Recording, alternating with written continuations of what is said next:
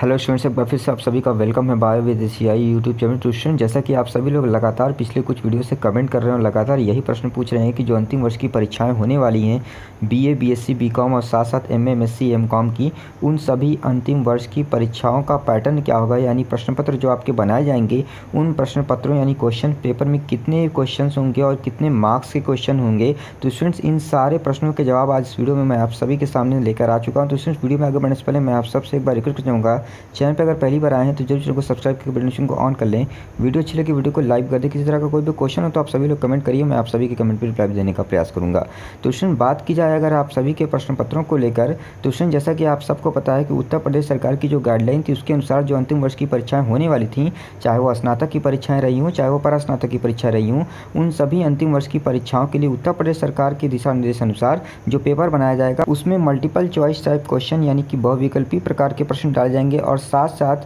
Theoretically question भी डाले जाएंगे। ऐसा उत्तर प्रदेश सरकार की जो गाइडलाइन थी उसके अनुसार बताया गया था। लेकिन स्टूडेंट, बात की जाए अगर डॉक्टर राम मनोहर लोहिया विश्वविद्यालय की, तो स्टूडेंट आप सभी को पता है कि पिछले 2 से 3 दिन पहले ही जो है ऑफिशियली वेबसाइट पर टाइम टेबल जारी हो चुका और आप सभी को मैंने वीडियो के माध्यम से बता भी दिया था कि आप सभी की परीक्षाएं जो हैं वो होने वाली हैं। लेकिन स्टूडेंट्स, आप सभी यही बात लेकर लगातार कंफ्यूज हो रहे हैं कि आप सभी के अंतिम वर्ष के जो पेपर होने वाले हैं उनमें क्वेश्चंस क्या थ्योरेटिकली पूछे जाएंगे या फिर वो एमसीक्यू यानी बहुविकल्पी प्रश्न होंगे। तो स्टूडेंट, मैं आप सभी को स्पष्ट रूप से बता दूं कि डॉक्टर राम मनोहर लोहिया विश्वविद्यालय की तरफ से जो वहाँ पर नोटिस जारी किया गया था कुछ दिन पहले, उसमें ये लिखा हुआ था कि प्रश्न पत्रों का जो पैटर्न होगा वो परंपरागत रूप से होगा। परंपरागत रूप से कहने का मतलब ये है कि जिस तरह से पिछले वर्षों में प्रश्न आते रहे हैं उसी प्रकार से ही प्रश्न आएंगे। अब स्टूडेंट्स, आपको ये देखना है कि पिछले वर्ष की परीक्षाएं जो हुई थी 2020 की, 2019 की, 2018 की, उन सभी परीक्षाओं में प्रश्नों का पैटर्न क्या था आप सभी के पेपर का। यानी स्टूडेंट्स, क्या आपसे एमसीक्यू टाइप के क्वेश्चन पूछे जाते थे या फिर आपसे थ्योरेटिकली टाइप के क्वेश्चन पूछे जाते थे। ज़्यादातर ये देखा गया है कि जो पिछले साल का पैटर्न रहा है विभिन्न प्रकार की यूजी पीजी कोर्सेज का अंतिम वर्ष का,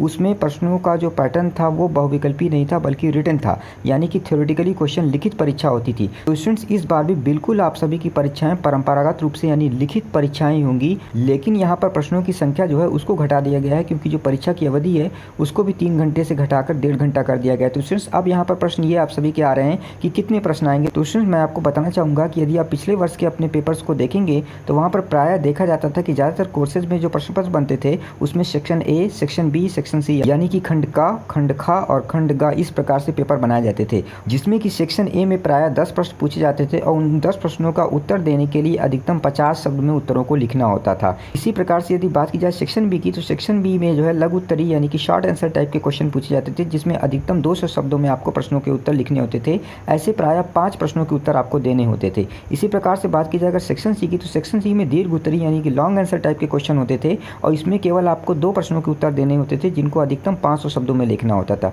क्योंकि स्टूडेंट्स, इस बार 3 घंटे से घटाकर 1.5 घंटा समय अवधि कर दिया गया है, तो मैं आप सभी को बताना चाहूँगा कि संभवतः सेक्शन ए में तो 10 प्रश्न ही रहेंगे, लेकिन सेक्शन बी में 5 प्रश्न के स्थान पे 3 प्रश्न कर दिया जाएगा और सेक्शन सी में 2 प्रश्न के स्थान पे केवल 1 प्रश्न का उत्तर देना होगा। जी हाँ स्टूडेंट्स, सेक्शन बी में इस बार केवल 3 प्रश्नों का उत्तर देना होगा, जो कि शॉर्ट आंसर टाइप के क्वेश्चन होंगे, जिनको कि 200 वर्ड में अधिकतम लिखना होगा। और सेक्शन सी में केवल 1 लॉन्ग आंसर टाइप का क्वेश्चन आपको अटेम्प्ट करना होगा, जिसको अधिकतम आप 500 शब्दों में लिखेंगे। तो स्टूडेंट्स, इस प्रकार से प्रश्नों को अनुपातिक रूप से घटा दिया गया है, क्योंकि समय घटाया गया है तो प्रश्नों की संख्या को भी आधा कर दिया गया है। तो स्टूडेंट्स, अब इस संबंध में किसी प्रकार का आपका डाउट हो तो आप जरूर कमेंट करिए, मैं आप सभी के कमेंट पर रिप्लाई भी देने का प्रयास करूँगा। वीडियो अच्छी लगी वीडियो को लाइक और शेयर भी जरूर करिएगा। चैनल पर पहली बार आए तो जरूर चैनल को सब्सक्राइब कर लीजिएगा। वीडियो को लास्ट देखने के लिए थैंक यू।